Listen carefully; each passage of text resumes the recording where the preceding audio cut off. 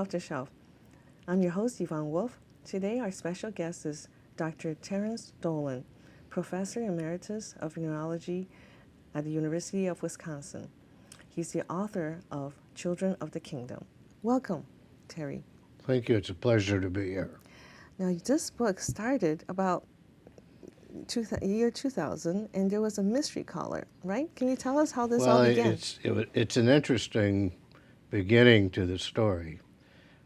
We had been at the University of Wisconsin for 20 years, and I was director of an entity called the Weissman Center. And the Weissman Center at that time was actually the largest brain research center in the world for children, infants and toddlers and children with genetic diseases.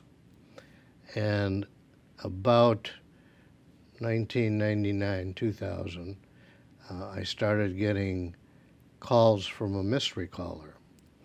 And this person would call up and say, my name is such and such, and I have a client who wants to talk to you about recruiting you for a position. Yes. And I said, well, who is it? Where are they, and what do they want me to do? Mm-hmm. And the caller said, I actually can't tell you that unless you express some interest. But if you'll express some interest, I'd be happy to go into the details. But my client is quite enthused about talking to you. And I said, I'm sorry, but I'm well employed. I have a very interesting job.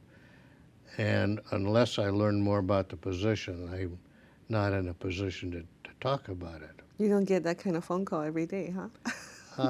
Yes, but usually not quite as interesting. Yes.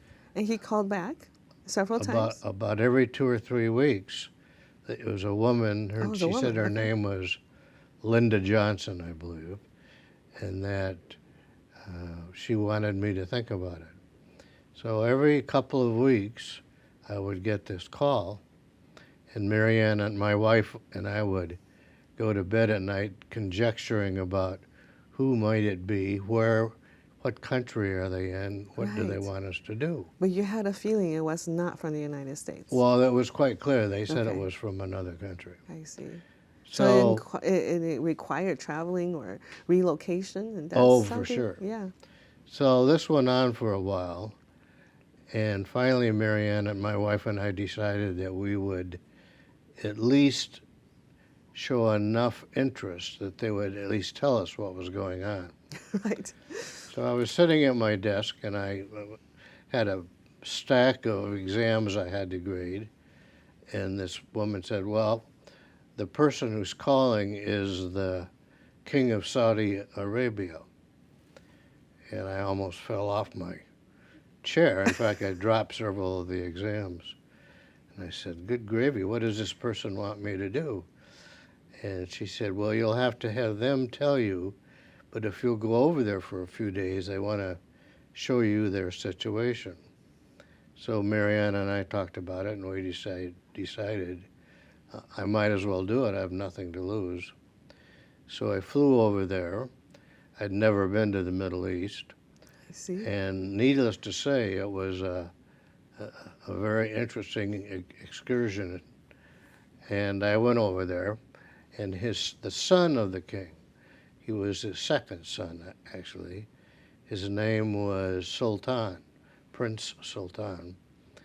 And he, over the ensuing years, became one of my best friends. Wow. So this journey, were you at the same time on sabbatical with University of Wisconsin? No, but I had been there 20 years and never taken a sabbatical. I see. So I was overdue to have one. But I went over there, and I met the king, I met his son, and I met perhaps a dozen of the princes. And we had a series of meetings, and they told me the following story, which in fact was a very interesting story. At that time, most of the world had programs called newborn screening programs. Yes. And in newborn screening programs, just like in this country, every time a baby is born, Yes. they take a blood sample. And in that blood sample, in the first 24 or 48 hours, they look at the makeup of the genome to make sure there aren't any serious genetic diseases in that infant. And if there is a genetic disease in that infant, the way the state of the art is, the way the state of medicine is, it's quite possible that they can be effectively intervened. Really? And right now in this country, there are about 300 such diseases. Mm.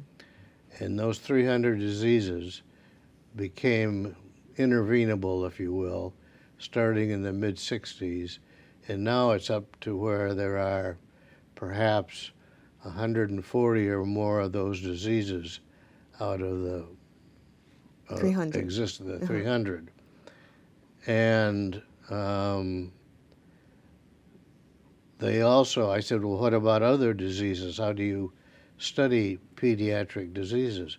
Well, it was one of the few countries on earth that didn't have a national pediatric program, so that a lot of these diseases, not only did they not know what they were if they did have a screening program, but they didn't know what the cures for these diseases were. I see.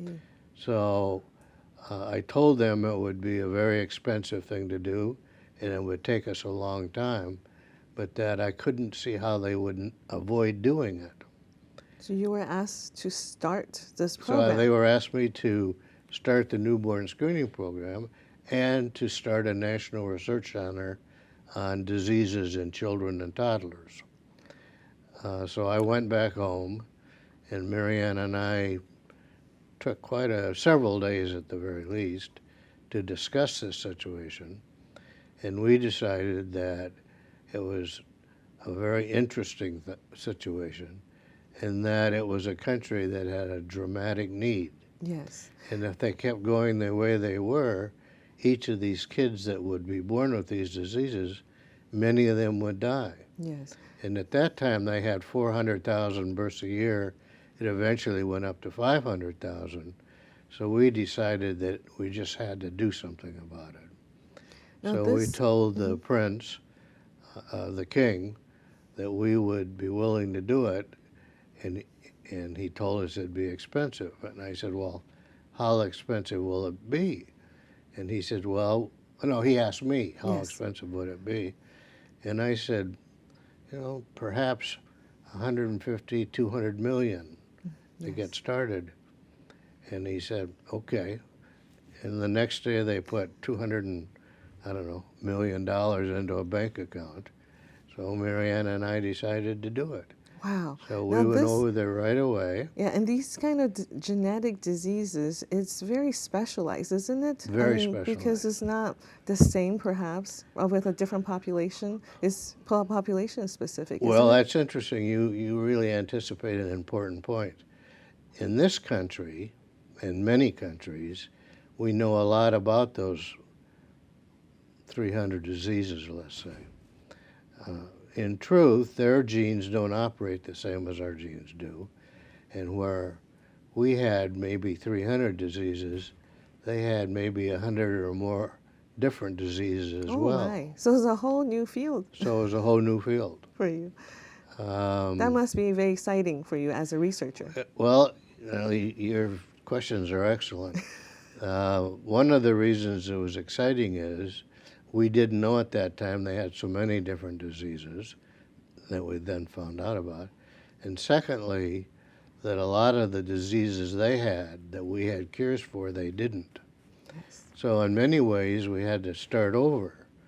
We had to find a whole new set of diseases, different genes, different cures. Different cures. The other thing was that in Saudi Arabia at that time, they didn't have a sophisticated, very capable system to cure these or take care of these kids. And here we have a country that is about 300 and some miles it's about 600 and some square miles, and they didn't have roads in many of the I places. see. The roads in 1935 in Saudi Arabia almost didn't exist. Mm-hmm. In 1935, they became a country, Yes. and in in the year 2000, Mm-hmm. when we moved over there, we found out that there weren't roads in many of these places. In order to implement a program like that, you'd have to get a blood sample within maybe 24 to 48 hours. Oh my gosh. And a lot of these places didn't even have roads. That kind of technical difficulty is hard to. Yeah. Tremendous technical difficulties. Wow. So in the first year or so that I was there, we recruited maybe 200 people to just be involved in getting these The samples, transport. Yeah. bringing them back to Riyadh where we lived, Riyadh where all of our technology were, and then do the samples. Now, you lived in Riyadh for 4 to 5 years. Yes, we lived there almost 5 years. I understand you lived in the diplomatic quarters. We did, and that had interesting facets all of its own. Sounds like Casablanca. Well, there wasn't a bar like No bars in no Saudi bars, Arabia. believe That's me, right. no bars No in bars Saudi Arabia. So another complication that we learned about moving into the Diplomatic quarters. diplomatic quarters, thank you, was that a lot of the people that lived in the area that we got to know, one of the prominent practices in Saudi Arabia is something called consanguinity. Consanguinity effectively means you're marrying your relatives. Yes. And in this country, and almost all countries on earth, although I might comment on that later, forbid consanguinity. Yes, but the reason they do is For the has a lot reason to that do with if you inheritance. marry right? like a first cousin, Right. they're prone for genetic diseases. Yes. Far more likely. Far more likely. Yes. And so one of the problems was we had to find out who was marrying their first cousin, for example, Right. and what we could do about it. Well, it turned out that a very common practice in Saudi Arabia is people marry their first cousin. Right. So we thought, well, we'll have to end that. The problem was people marry their first cousin for good reasons. Yes. For financial reasons. Yes. For property, inheritance. Inheritance, culture, religion. Yes.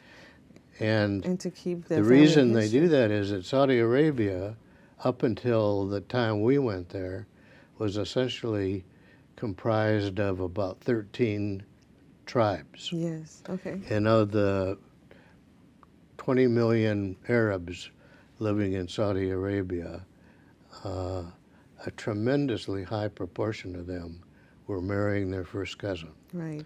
So then when we set up clinics trying to explain to them why they shouldn't do that, they would then explain to us why they did it and why they probably would continue to do it. Right. Culturally, it's very hard to change that kind of practice. Culturally, very hard to change.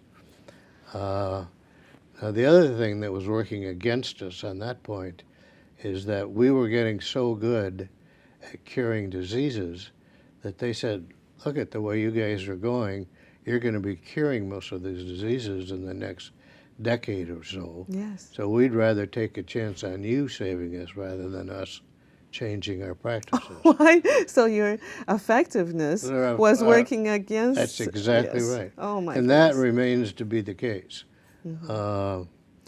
But maybe, wait, so the 13 tribes would not intermarry. Is this what you're saying? They did not intermarry, and they hardly even spoke to each other. I see. I have a story about that you would enjoy. Please. In Saudi Arabia, men and women don't interact Socialize, socially. correct, yes. So if I was invited to a wedding, it would be only men, and we would all sit on the floor and eat a camel or something. The women, on the other hand, my wife could tell you, have beautiful parties. They're all women, Yes. but they dress very nicely. Mm-hmm. They sit at a table with china. Mm-hmm. Only the father of the bride and maybe the first family members of the bride come in Mm-hmm. to just meet the wedding party. And even then, they dim the lights. All of the guests at the wedding are wearing that you can't even see them in the dark. I see. So at the end of this meal, they have a very fancy dance. And it's all women dancing, of course. And a lot of the mothers and matrons sit around and watch. Mm-hmm. And the reason they're watching so closely is that they're involved in picking out the woman that will marry their son I see. or grandson. I traveled a little bit in the Middle East, and I remember that even waiting for a bus, the women are on one side and the men are on the other. They don't line up together. Right. Well, here they're in a different room, of course, for the right. wedding. In any event, our daughter came over and lived with us for a while, and she learned a lot about the Middle East. In fact, when you read my book, there are a chapter or two about young women, and she wrote most of those. Wow. See, a young woman in Saudi Arabia won't even talk to me unless they work for me. Right. But to her, They would. a young lady, they chatted away with her. Right? Yes. And how old was she? She was 22 at the time. So that's a perfect experience for her too. Oh, it was wonderful. Right. She learned. Probably changed her life. She learned a lot, believe me. Yes. So to sort of, we're getting involved here, but in the 5 years we were there, we got the program started. We now are screening maybe over half of the births, and the number is growing rapidly. Yes. The royal family, which, by the way, has tens of thousands, but maybe 20,000 are close members, if you will. They've been very supportive of what we're trying to do.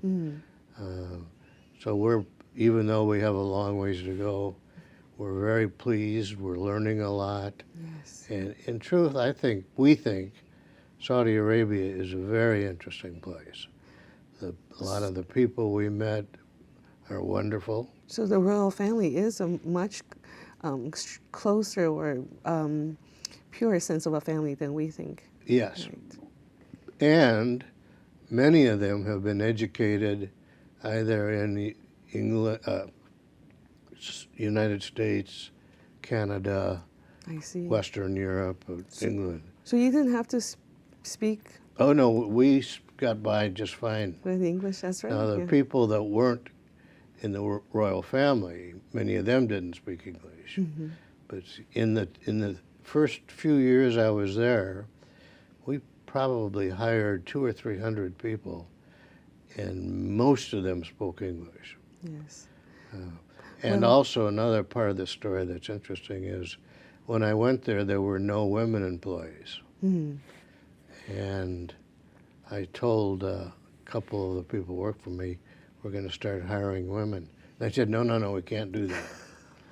So They were probably appalled. Why would you think of such an idea? I went to the prince. I said, I'm going to have to start hiring women. And he said, well, you know we have a problem with that. Yes. And I said, you may have a problem with it.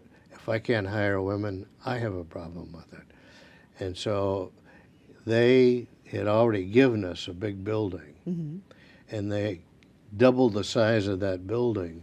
Yes, just for women. Yes. So by the time we left 4 or 5 years ago, we probably had, I don't know, maybe 60 or 70 or 80 women that worked there also. So. And the reason why you said it was, how did you convince them? Right. Well, the two primary reasons we needed women was, one, the women are the ones that take care of the babies, and so we couldn't have just men trying to run a medical program that was for infants. The other thing I did to help solve the problem was that we put an alarm system in to the front door of the center. And where we had our meetings was in a conference room that met between the men's and the women's halves of the center.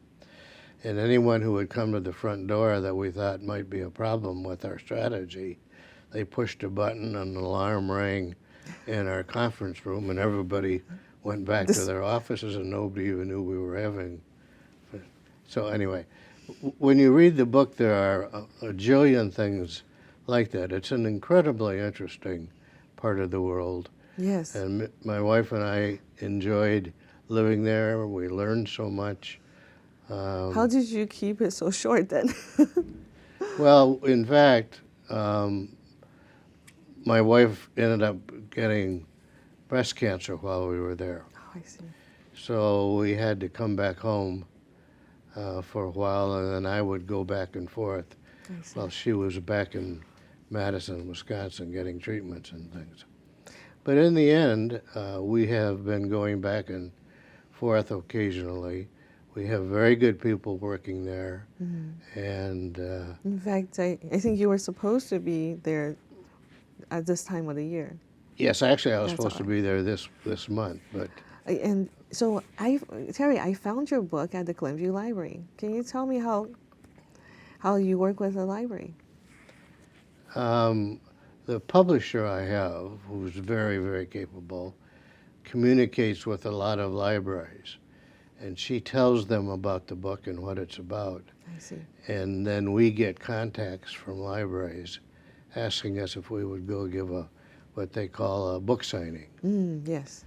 And we still, in fact, I had one last week. I mean, we still get those. Yes, and I think it's a very important part of publishing book now, isn't it? And to sort of end my comments, the other thing that happened is that when we came back, there's a lot of information coming out right now that there's going to be a big influx of members of the Muslim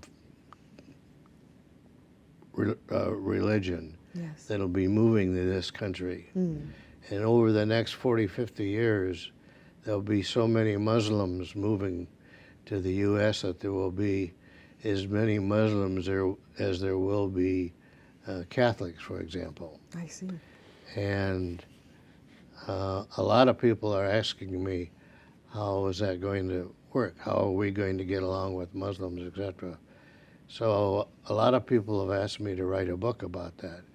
So I'm about halfway through a book right now, writing about what the future will be like if the U.S. is made up of many Muslims as well as Christians. So this book is a nonfiction? Oh, Yes. entirely. Okay. So It's I'm a projection? Sorry? It's a projection type of prognosis of what the Right, future well, will be, by calculations? yeah, a lot of foundations have already done a lot of research that predicts how many Muslims are going to come here. I see. So what I'm doing right now is doing research on how Muslims get along, what the main problems are, what we might be able to do to make it better, etc. I see. And it's a very complicated topic. I'm having a very difficult time I'm doing sure it, it is a but very I'm- complex problem. I'm trying. Yes. Anyway, so that's sort of our story at the moment. Well, thank you very much, Terry, for being on the program. You're welcome. I enjoyed it. And thank you for watching. Join us next time on Off the Shelf.